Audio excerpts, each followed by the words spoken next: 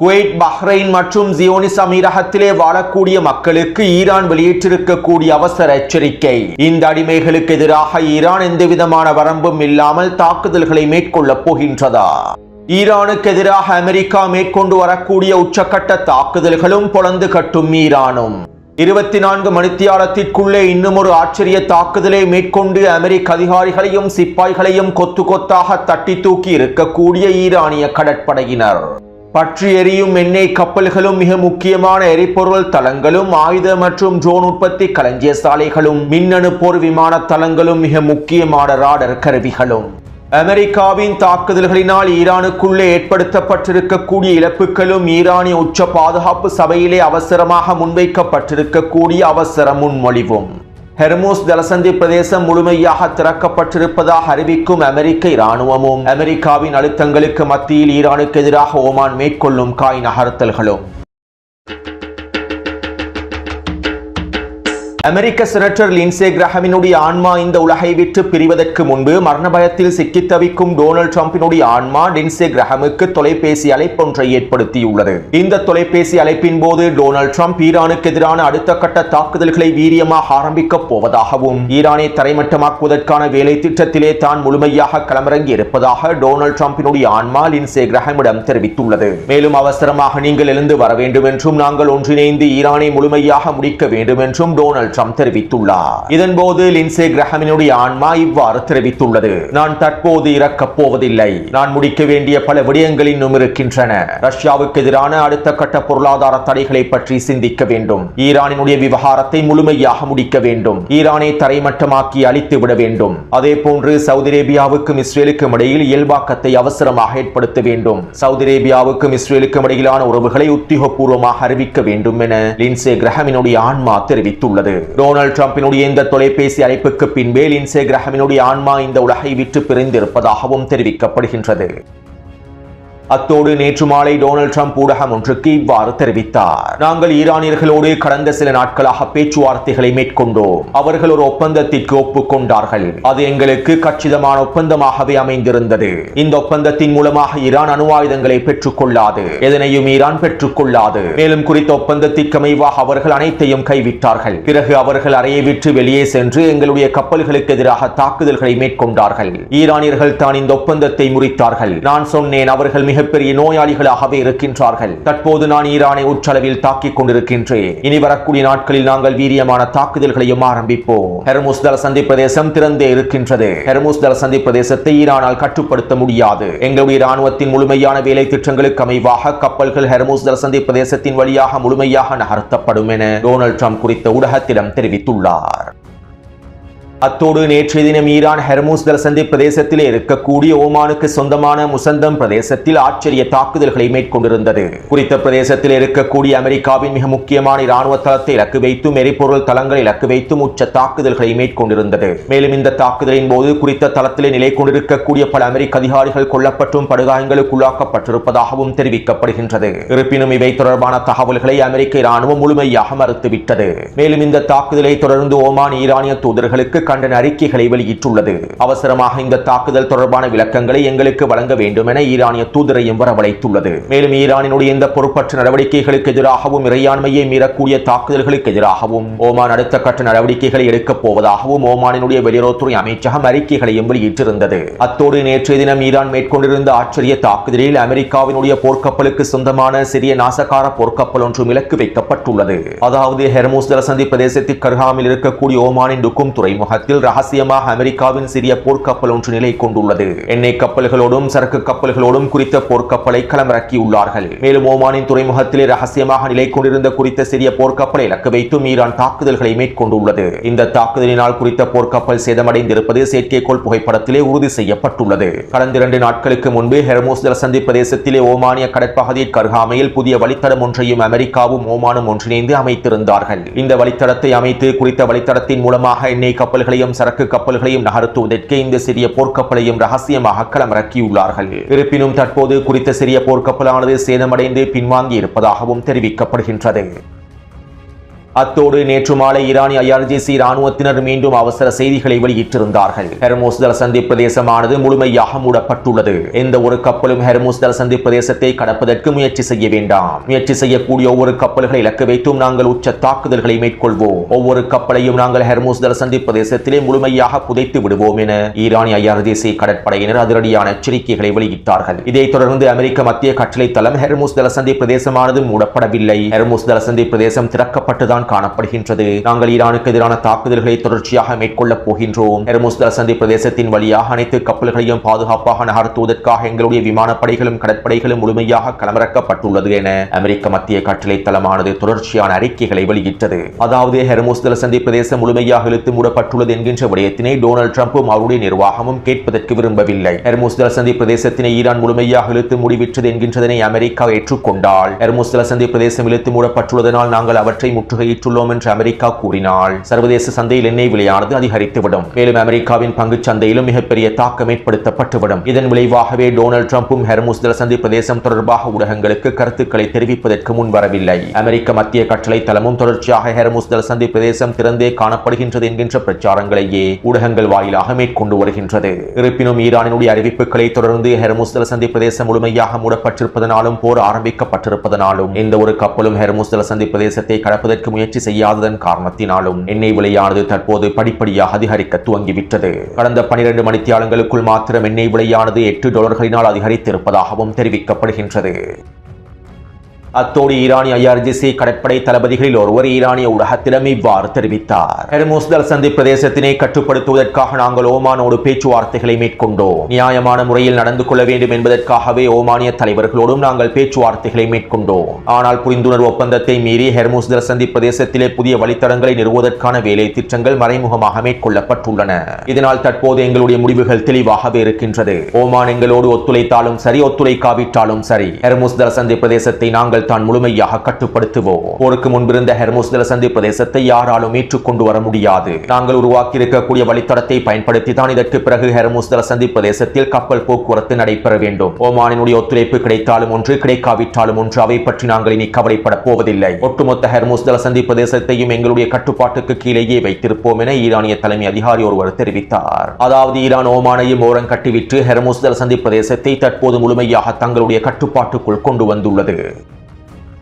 அத்தோடு இலங்கை நேரப்படி நேற்றிரவு 10 மணி அளவில் ஈரான் அதிரடியான இன்னும் ஒரு ஆச்சரிய தாக்குதல் ஒன்றை ஆரம்பித்திருந்தது. அதாவது குவைத் மற்றும் பஹ்ரைனினுடைய நிலப்பரப்பு ஈரானுக்கு எதிரான தாக்குதல்களுக்கு முழுமையாக பயன்படுத்தப்பட்டுள்ளது. குவைத்திலும் பஹ்ரைனிலும் இருக்கக்கூடிய அமெரிக்காவின் ஹிமாஸ் ஏவுகணை தளங்கள் மூலமாக ஈரானுக்கு எதிரான தாக்குதல்கள் மேற்கொள்ளப்பட்டிருந்தன. இதற்கமைவாகவே ஈரானிய IRGC ராணுவத்தினர் குவைத்தில் இருக்கக்கூடிய அமெரிக்காவின் ஹிமாஸ் ஏவுகணை தளத்தை இலக்கு வைத்து உச்ச தாக்குதல்களை மேற்கொண்டார்கள். அதாவது குவைத்தினுடைய தலைநகரில் இருக்கக்கூடிய ஷுவைக் துறைமுகத்தில் தான் இந்த ஹிமாஸ் ஏவுகணைகள் நிலை நிறுத்தப்பட்டுள்ளன. குறித்த துறைமுகத்தினுடைய ஒரு பகுதியில் இருந்தே ஈரானுக்கு எதிரான ஏவுகணை தாக்குதல்கள் மேற்கொள்ளப்பட்டிருந்தன. மேலும் குறித்த துறைமுகத்திலே அமெரிக்க ராணுவ கட்டளை தளமும் அமைக்கப்பட்டுள்ளது. இப்படியான நிலைமையிலேயே குறித்த தளத்தை இலக்கு வைத்தும் ஹிமாஸ் ஏவுகணை தளங்களை இலக்கு வைத்தும் ஈரான் ஆச்சரிய தாக்குதல் ஒன்றை மேற்கொண்டிருந்தது. அதனடியாக 5க்கும் அதிகமான பாலிஸ்டிக் ஏவுகணை தாக்குதல்களையும் ட்ரோன் தாக்குதல்களையும் மேற்கொண்டிருந்தது. இந்த தாக்குதலிலே குறித்த பிரதேசத்தில் நிலை கொண்டிருக்கக்கூடிய 5க்கும் அதிகமான ஹிமாஸ் ஏவுகணை தளங்கள் முழுமையாக அளிக்கப்பட்டுள்ளன. மேலும் குறித்த பகுதியிலே இருக்கக்கூடிய எரிபொருள் தளமும் முழுமையாக சிதைக்கப்பட்டுள்ளது. அது மட்டுமல்லாமல் குறித்த தளத்தை இயக்குவதற்காக களமிறக்கப்பட்டிருந்த அமெரிக்க ராணுவ அதிகாரிகளும் சிப்பாய்களும் தங்கியிருந்த பகுதியும் தரைமட்டமாக்கப்பட்டுள்ளது. இதன்போது குறித்த பிரதேசத்திலே நிலை கொண்டிருந்த அமெரிக்க அதிகாரிகளும் சிப்பாய்களும் கொத்து கொத்தாக தட்டி தூக்கப்பட்டுள்ளார்கள். கிடைக்கப்பட்டிருக்கக்கூடிய தகவல்களுக்கு அமைவாக ஈரானினுடைய இந்த ஆச்சரிய தாக்குதல்களில் குறைந்தது 3 அமெரிக்க அதிகாரிகள் கொல்லப்பட்டிருப்பதாகவும் 25க்கும் அதிகமானோர் படுகாயமடைந்திருப்பதாகவும் தெரிவிக்கப்படுகின்றது. ஒட்டுமொத்தமாக கிட்டத்தட்ட 40க்கும் அதிகமான அமெரிக்க அதிகாரிகளும் சிப்பாய்களும் கொத்தாக தட்டி தூக்கப்பட்டிருப்பதாக தெரிவிக்கப்படுகின்றது.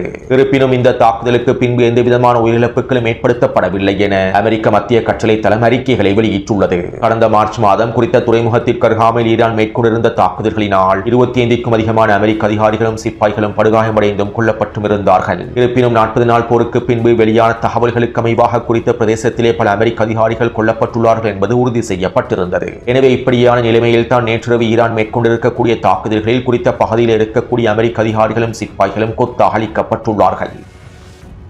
இந்த தாக்குதலை தொடர்ந்து அமெரிக்கா ஈரானினுடைய கெஷம் தீவை இலக்கு வைத்து உச்ச தாக்குதல்களை மேற்கொண்டிருந்தது. கெஷம் தீவில் இருக்கக்கூடிய மிக முக்கியமான எரிபொருள் தளத்தை இலக்கு வைத்து இந்த தாக்குதல் மேற்கொள்ளப்பட்டிருப்பதாகவும் குறிப்பிடப்படுகின்றது. மேலும் இவை தொடர்பான காணொலிகளை டெலிகிராம் சேனலில் பதிவிட்டுள்ளேன். இதைத் தொடர்ந்து ஹெர்முஸ் ஜலசந்தி பிரதேசத்திலே ஈரானிய கடற்படையினருக்கும் அமெரிக்க கடற்படையினருக்கும் இடையிலே நேரடி மோதல்கள் நடைபெற்றன. நேற்றிரவு கிட்டத்தட்ட 3 மணித்தியாலங்களுக்கு மேலாக இரு தரப்பு கடற்படையினரும் உச்ச மோதல்களில் ஈடுபட்டிருந்தார்கள். இதன்போது அமெரிக்க போர்க்கப்பல்களை இலக்கு வைத்து ஈரான் உச்ச தாக்குதல்களை மேற்கொண்டிருந்தது.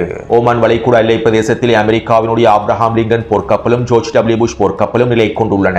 இந்த போர்க்கப்பல்களுக்கு கீழால் கிட்டத்தட்ட 22க்கும் அதிகமான சிறிய போர்க்கப்பல்கள் நிலை கொண்டுள்ளன.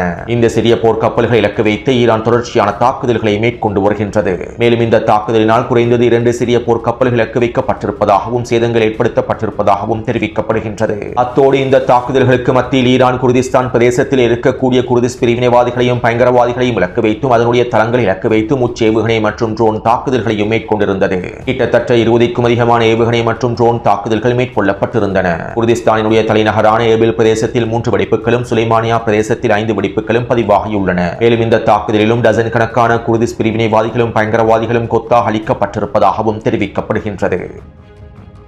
அத்தோடு அமெரிக்க மத்திய கட்டளை தளத்தினுடைய முன்னாள் தளபதி அவசர அறிவிப்பொன்றை வெளியிட்டிருந்தார். தற்போதைய மோதல்களில் ஈரானினுடைய ஆதிக்கத்தை முடிவுக்கு கொண்டு வர வேண்டுமாக இருந்தால் ஹெர்முஸ் ஜலசந்தி பிரதேசத்திலிருந்து ஈரானை பின்வாங்க செய்ய வேண்டுமாக இருந்தால் நாங்கள் அவசரமாக ஈரானினுடைய காக் தீவை முழுமையாக கைப்பற்ற வேண்டும். நாங்கள் காக் தீவை கைப்பற்றி முழுமையாக கட்டுப்படுத்துவதன் மூலமாகவே ஈரானை அடிப்பணிய செய்ய முடியும். ஹெர்முஸ் ஜலசந்தி பிரதேசத்தையும் எங்களுடைய கட்டுப்பாட்டுக்குள் கொண்டு வர முடியும். இதனால் அவசரமாக காக் தீவை கைப்பற்றுவதற்கான முடிவுகளை அமெரிக்க ராணுவம் எடுக்க வேண்டும் என அமெரிக்க மத்திய கட்டளை தளத்தினுடைய முன்னாள் தளபதி அவசர அறிக்கைகளையும் வெளியிட்டிருந்தார். இப்படியான நிலைமையில் நள்ளிரவு 3 மணி அளவில் அமெரிக்கா ஈரானுக்கு எதிரான அடுத்த கட்ட உச்ச தாக்குதல்களை ஆரம்பித்தது.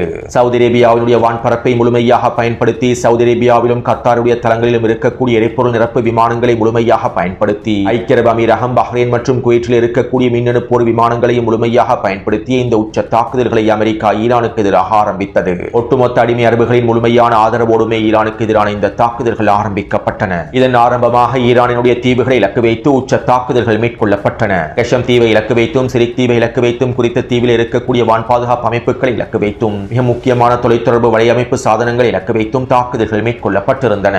இந்த தாக்குதல்களை தொடர்ந்து ஈரானினுடைய பந்தர் அப்பாஸ் துறைமுகத்திற்கு அருகாமையிலும் ஜசக் துறைமுகத்திற்கு அருகாமையிலும் உச்ச தாக்குதல்கள் மேற்கொள்ளப்பட்டன. குறித்த துறைமுகத்தோடு சம்பந்தப்பட்டிருக்கக்கூடிய ராணுவ தளங்களை இலக்கு வைத்தும் அமெரிக்கா வீரியமான தாக்குதல்களை மேற்கொண்டது. இதைத் தொடர்ந்து சபாஹர் துறைமுகத்திற்கு அருகாமையில் இருக்கக்கூடிய இமாம் அலி ஐஆர்ஜிசி ராணுவ கட்டளை தளத்தை இலக்கு வைத்து அமெரிக்கா உச்ச தாக்குதல்களை மேற்கொண்டது. குறித்த கட்டளை தளத்தினுடைய நுழைவாயில்களை இலக்கு வைத்தே தாக்குதல்கள் மேற்கொள்ளப்பட்டிருந்தன. அதே போன்று ஈரானினுடைய ஹெங்காம் தீவிலும் 5க்கும் அதிகமான தாக்குதல்கள் மேற்கொள்ளப்பட்டிருந்தன. அதே போன்று ஈரானின் புஷேர் மாகாணத்தில் 5க்கும் அதிகமான வெடிப்புகள் பதிவாகி இருந்தன. குறித்த பகுதியில் இருக்கக்கூடிய கடற்படை தளத்தை இலக்கு வைத்து அமெரிக்கா உச்ச தாக்குதல்களை மேற்கொண்டிருந்தது. அதே போன்று ஈரானின் அஹவாஸ் பிரதேசத்திலும் கூசஸ்தான் பிரதேசத்திலும் இருக்கக்கூடிய மிக முக்கியமான இராணுவ கட்டளை தளங்களை இலக்கு வைத்து உச்ச தாக்குதல்கள் மேற்கொள்ளப்பட்டன. தெஹ்ரானினுடைய மேற்கு பிரதேசத்தை இலக்கு வைத்தும் தாக்குதல்கள் மேற்கொள்ளப்பட்டிருந்தன. கிட்டத்தட்ட ஈரானினுடைய 8க்கும் அதிகமான இராணுவ தளங்களை இலக்கு வைத்து தாக்குதல்கள் மேற்கொள்ளப்பட்டிருந்தன. அத்தோடு அமெரிக்காவினால் இந்த இராணுவ தளங்களின் நுழைவாயில்களை இலக்கு வைத்தே தாக்குதல்களை மேற்கொள்ள முடியும். 40 நாள் போரின் போதும் குறித்த இராணுவ தளங்களுக்கு எதிராக அமெரிக்கா உச்ச தாக்குதல்களை மேற்கொண்டிருந்தது. இருப்பினும் அவை அனைத்தையும் ஈரான் முழுமையாக மீட்டெடுத்து விட்டது. இராணுவ தளங்களுடைய நுழைவாயில்களை இலக்கு வைத்து மாத்திரமே அமெரிக்காவினால் தாக்குதல்களை மேற்கொள்ள முடியும். மேலும் 12 மணித்தியாலத்திற்குள் இந்த நுழைவாயில்களை ஈரான் முழுமையாக சரி செய்துவிடும். 40 நாள் போரின் போதும் இவை தொடர்பான பல முக்கியமான தகவல்களை நான் காணொலிகளில் தெரிவித்திருந்தேன். எனவே இப்படியான நிலைமையிலேயே தற்போதும் அமெரிக்கா ஈரானுடைய இராணுவ கட்டளை தளங்களின் நுழைவாயில்களை இலக்கு வைத்து தொடர்ச்சியான தாக்குதல்களை மேற்கொண்டு வருகின்றது. குறித்த வரைபடத்திலே காண்பிக்கப்பட்டிருக்கக்கூடிய பிரதேசங்களிலேயே அமெரிக்கா கிட்டத்தட்ட 2 மணித்தியாலங்களுக்கு மேலாக தொடர்ச்சியான தாக்குதல்களை மேற்கொண்டிருந்தது. அத்தோடு அமெரிக்காவினுடைய இந்த உச்ச தாக்குதல்கள் மேற்கொள்ளப்பட்டு வரக்கூடிய சந்தர்ப்பத்தில் அமெரிக்காவினுடைய போர்க்கப்பல்கள் ஒன்றிணைந்து ஹெர்முஸ் ஜலசந்தி பிரதேசத்தின் வழியாக எண்ணெய் கப்பல்களையும் சரக்கு கப்பல்களையும் மீட்டெடுப்பதற்கு முயற்சி செய்தன. ஈரானுக்கு எதிரான தாக்குதல்கள் நடைபெற்று வரக்கூடிய சந்தர்ப்பத்தில் எண்ணெய் கப்பல்களையும் சரக்கு கப்பல்களையும் மீட்டெடுக்க முடியுமா என முயற்சி செய்துள்ளார்கள். இருப்பினும் இவ்வாறு அமெரிக்க போர்க்கப்பல்கள் ஒன்றிணைந்து எண்ணெய் கப்பல்களையும் சரக்கு கப்பல்களையும் மீட்டெடுப்பதற்கு முயற்சி செய்யும் சந்தர்ப்பத்தில் ஈரானிய வேகப்படைகள் அதிரடியாக களமிறங்கி குறித்த எண்ணெய் கப்பல்களுக்கு எதிராகவும் சரக்கு கப்பல்களுக்கு எதிராகவும் தாக்குதல்களை மேற்கொண்டிருந்தன. கிட்டத்தட்ட 3க்கும் அதிகமான கப்பல்கள் இதன்போது இலக்கு வைக்கப்பட்டிருந்ததாகவும் அவை அனைத்தும் தற்போது ஹெர்முஸ் ஜலசந்தி பிரதேசத்திற்கு அருகாமையில் தீப்பற்றி எரிந்து கொண்டிருப்பதாகவும் தெரிவிக்கப்படுகின்றது. இதைத் தொடர்ந்து அமெரிக்க போர்க்கப்பல்கள் இந்த முயற்சிகளையும் கைவிட்டார்கள். அத்தோடு அமெரிக்காவினுடைய இந்த உச்ச தாக்குதல்கள் நடைபெற்றுக் கொண்டிருக்கக்கூடிய வேளையில் ஈரானிய உச்ச தேசிய பாதுகாப்பு சபையில் அவசர முன்மொழிவு ஒன்று முன்வைக்கப்பட்டது. ஈரானுக்குள்ளே அமெரிக்கா மேற்கொள்ளக்கூடிய ஒவ்வொரு தாக்குதல்களுக்கும் படுகொலை தாக்குதல்களுக்கும் உச்ச பதிலடிகளை வழங்குவதற்கான முழுமையான அனுமதியை வழங்குமாறு முன்மொழிவுகள் முன்வைக்கப்பட்டிருந்தன. அதாவது தற்போது ஈரான் மேற்கொண்டு வரக்கூடிய தாக்குதல்களை அடுத்த கட்டத்தை நோக்கி நகர்த்துவதற்கும் உச்ச பதிலடி தாக்குதல்களை மேற்கொள்வதற்கும் எந்தவிதமான வரம்பும் இல்லாமல் தாக்குதல்களை மேற்கொள்வதற்கான அனுமதியை ஈரானிய உச்ச தேசிய பாதுகாப்பு சபையே வழங்க வேண்டும். இதற்கமைவாகவே உச்ச தேசிய பாதுகாப்பு சபையில் ஈரானிய ராணுவ தலைமைகள் அவசரமாக இந்த முன்மொழிவை முன்வைத்துள்ளார்கள். அத்தோடு 40 நாள் போருக்கு பின்பு அமெரிக்கா ஈரானுக்கு எதிராக மேற்கொண்டிருக்கக்கூடிய உச்ச தாக்குதல்களாக தற்போதைய தாக்குதல்களை அடையாளப்படுத்தப்பட்டுள்ளன. 2 மணித்தியாலங்களுக்குள் அமெரிக்கா ஈரானுக்குள்ளே உச்ச தாக்குதல்களையே மேற்கொண்டிருந்தது. அமெரிக்க ராணுவத்தினுடைய கருத்துப்படி 200க்கும் அதிகமான தாக்குதல்கள் மேற்கொள்ளப்பட்டிருப்பதாக தெரிவிக்கப்படுகின்றது. அதே நேரம் இந்த தாக்குதல்களில் அதிகளவான தாக்குதல்களை ஈரானிய வான் பாதுகாப்பு படைப்பிரிவினர் முறியடித்துள்ளார்கள். அமெரிக்க போர்க்கப்பல்கள் மூலமாகவும் ஹிமாஸ் ஏவுகணை தளங்கள் மூலமாகவும் மேற்கொள்ளப்பட்டிருந்த ஏவுகணை தாக்குதல்களில் பெரும்பாலானவற்றை ஈரானிய வான் பாதுகாப்பு படையினர் முறியடித்துள்ளார்கள். மேலும் அமெரிக்காவின் பல லூகாஸ் ட்ரோன்களையும் பந்தர் அப்பாஸ் பிரதேசத்திலே ஈரானிய வான் பாதுகாப்பு படைப்பிரிவினர் சுட்டு வீழ்த்தியுள்ளார்கள். ஈரானிய ஆதாரங்களுக்கு அமைவாக அமெரிக்காவின் 200க்கும் அதிகமான உச்ச தாக்குதல்களில் 30 தொடக்கம் 40 வரையிலான தாக்குதல்களை ஈரானிய களத்தில் பதிவாகியுள்ளன. அடுத்து அமெரிக்காவினுடைய இந்த தாக்குதல்களை தொடர்ந்து இன்று காலை ஈரான் அதிரடியான உச்ச பதிலடி தாக்குதல்களை ஆரம்பித்தது. ஆரம்பமாக ஜோர்டானை இலக்கு வைத்து 12க்கும் அதிகமான ஏவுகணை தாக்குதல்கள் மேற்கொள்ளப்பட்டிருந்தன. இந்த ஏவுகணைகளில் 3 ஏவுகணைகளை மாத்திரமே ஜோர்டானிய வான் பாதுகாப்பு படைகளினால் சுட்டு வீழ்த்த முடிந்தது. ஏனைய ஏவுகணைகள் ஜோர்டானிய தளங்களுக்குள்ளே வீழ்ந்து மிகப்பெரிய சேதத்தை ஏற்படுத்தி இருப்பதாக தெரிவிக்கப்படுகின்றது. ஜோர்டானினுடைய ராணுவ கட்டளை தளத்திலே நிலை கொண்டிருக்கக்கூடிய மின்னணு போர் விமானங்களின் தளத்தை இலக்கு வைத்தும் ட்ரோன்களுடைய தளத்தை இலக்கு வைத்துமே தாக்குதல்கள் மேற்கொள்ளப்பட்டுள்ளன. இதனால் குறித்த தளத்திலே மிகப்பெரிய சேதங்கள் ஏற்படுத்தப்பட்டிருப்பதாகவும் தெரிவிக்கப்படுகின்றது. இந்த தாக்குதலை தொடர்ந்து பஹ்ரைனை இலக்கு வைத்தும் குவைத்தை இலக்கு வைத்தும் டசன் கணக்கான ஏவுகணை தாக்குதல்களையும் ட்ரோன் தாக்குதல்களையும் ஈரானிய IRGC ராணுவத்தினர் மேற்கொண்டிருந்தார்கள். இந்த தாக்குதலினால் பஹ்ரைனிலே 8க்கும் அதிகமான வெடிப்புகளும் குவைத்திலே 4க்கும் அதிகமான வெடிப்புகளும் பதிவாகியுள்ளன. மேலும் இவை தொடர்பான காணொலிகளையும் டெலிகிராம் சேனலில் பதிவிட்டுள்ளேன். அதாவது ஈரானிய தாக்குதலிலே பஹ்ரைனில் இருக்கக்கூடிய ட்ரோன் கட்டளை தளம் ஒன்றும் PH மின்னணு போர் விமானங்கள் நிலை கொண்டிருக்கக்கூடிய தளம் ஒன்றும் ஹெலிகாப்டர்கள் நிலை கொண்டிருக்கக்கூடிய தளம் ஒன்றும் அளிக்கப்பட்டுள்ளன, தரைமட்டமாக்கப்பட்டுள்ளன. அதே போன்று பஹ்ரைனில் இருக்கக்கூடிய 2 பெட்ரியோட் வான் பாதுகாப்பு அமைப்புகளும் முழுமையாக அளிக்கப்பட்டுள்ளன. 40 நாள் போரின் போது பஹ்ரைனில் இருக்கக்கூடிய மிக முக்கியமான 3 ராடர் தளங்களை ஈரான் அளித்திருந்தது. பிறகு அமெரிக்கா 3 ராடர் தளங்களை மீண்டும் புதுப்பித்திருந்தது. இப்படியான நிலைமையில் தற்போது குறித்த ராடர் தளங்களை இலக்கு வைத்தும் ஈரான் தாக்குதல்களை மேற்கொண்டு அவற்றை மீண்டும் தரைமட்டமாக்கியுள்ளது. அதே போன்று குவைத்தில் இருக்கக்கூடிய அமெரிக்க ஹெலிகாப்டர் தளத்திலும் வீரியமான தாக்குதல்கள் மேற்கொள்ளப்பட்டுள்ளன. இதனால் குறித்த தளத்திலே அமெரிக்க அதிகாரிகளுக்கும் ஹெலிகாப்டர்களுக்கும் மிகப்பெரிய சேதங்கள் ஏற்படுத்தப்பட்டிருப்பதாகவும் தெரிவிக்கப்படுகின்றது. மேலும் தற்போது ஈரான் தொடர்ச்சியான பதிலடி தாக்குதல்களையே மேற்கொண்டு வருகின்றது. அத்தோடு ஈரானிய IRGC ராணுவத்தினர் அதிரடியான அறிவிப்பொன்றை வெளியிட்டுள்ளார்கள். குவைத், பஹ்ரைன் மற்றும் ஐக்கிய அரபு அமீரகத்தில் இருக்கக்கூடிய மக்கள் அனைவரும் பாதுகாப்பாக இருந்து கொள்ளுங்கள். உங்களுடைய ஆட்சியாளர்களுடைய அடிமைத்தனத்தினாலும் ஈரானுக்கு எதிரான தாக்குதல்கள் உங்களுடைய பிரதேசத்திலிருந்து மேற்கொள்ளப்படுவதனாலும் நாங்கள் ஒரு தீர்க்கமான பதிலடி தாக்குதல்களை மேற்கொள்ளப் போகின்றோம். இதனால் இந்த நாடுகளிலே வசிக்கக்கூடிய நீங்கள் பாதுகாப்பான இடங்களுக்கு சென்று விடுங்கள். உங்களுடைய குடியிருப்பு பிரதேசங்களுக்கு அருகாமையில் ஏவுகணை தளங்கள் இருந்தாலோ இராணுவ தளங்கள் இருந்தாலோ அந்த பிரதேசத்தை விட்டு முழுமையாக வெளியேறிவிடுங்கள். மேலும் உங்களுடைய குடியிருப்பு பிரதேசங்களிலே அமெரிக்க அதிகாரிகளுக்கு இடம் கொடுக்க வேண்டாம். அனைத்து குடியிருப்பாளர்களும் தங்களுடைய உயிரை காப்பாற்றிக் கொள்வதற்காக எங்களுடைய எச்சரிக்கைகளை முழுமையாக பின்பற்றுங்கள். உங்களுடைய ஆட்சியாளர்கள் குருட்டுத்தனமான அடிமை பாதையை தேர்வு செய்துள்ளார்கள். மேலும் இதற்கான விளைவுகளை அவர்கள் சந்திக்கப் போகின்றார்கள். இதனால் இந்த போரின் விளைவாக ஏற்படக்கூடிய அனைத்து விளைவுகளுக்கும் பேரிழப்புகளுக்கும் உங்களுடைய ஆட்சியாளர்களை முழு பொறுப்பையும் ஏற்றுக்கொள்வார்கள். மேலும் எங்களுடைய தாக்குதல் வீரியத்தை அதிகரிக்கப் போகின்றோம். இதனால் இந்த பிரதேசங்களில் இருக்கக்கூடியவர்கள் பாதுகாப்பாக இருந்து கொள்ளுங்கள் என ஈரானிய IRGC ராணுவம் அதிரடியான அறிவிப்பை வெளியிட்டுள்ளது. அதாவது பஹ்ரைன், குவைத் மற்றும் ஜியோனிஸ் அமீரகத்திற்கு எதிராக ஈரான் எந்தவிதமான வரம்பும் இல்லாமல் தாக்குதல்களை விரிவாக்கப் போகின்றது. பெரும்பாலும் ஈரானிய உச்ச பாதுகாப்பு சபையானது இதற்கான முழுமையான அனுமதியை வழங்கி இருக்க வேண்டும். இதன் விளைவாகவே தற்போது ஈரானிய IRGC ராணுவத்தினர் இந்த அறிவிப்புகளையும் வெளியிட்டுள்ளார்கள். எனவே இதனால் போர்க்களமானது சூடுபிடிக்கப் போகின்றது. அடிமை அரபுகளுக்கு ஈரான் அடுத்த கட்ட பாடத்தை கற்பிக்கப் போகின்றது. எனவே இந்த காணொலி தொடர்பான கருத்துக்களை பதிவிடுங்கள். அடுத்த காணொலியை அவசரமாக பதிவிடுகின்றேன். தொடர்ந்தும் என்னுடன் இணைந்திருங்கள். நன்றி, வணக்கம்.